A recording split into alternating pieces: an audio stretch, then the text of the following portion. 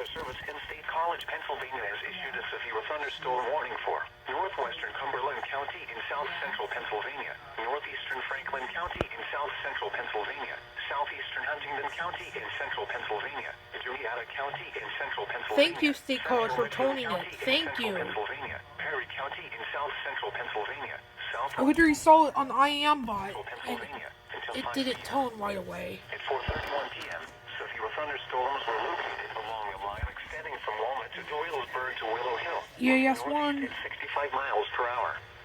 Hazard, 60 miles per hour wind gusts. Source, radar indicated. EAS 1. Impact, expects damage to roofs, siding, and trees.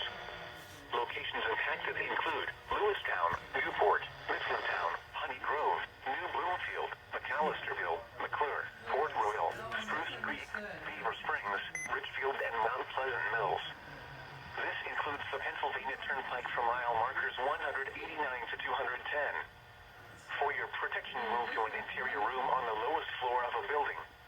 Repeating, a severe thunderstorm warning has been issued until 5 p.m. for the following counties: Cumberland, Franklin, Huntingdon. Thank you for toning it, State College.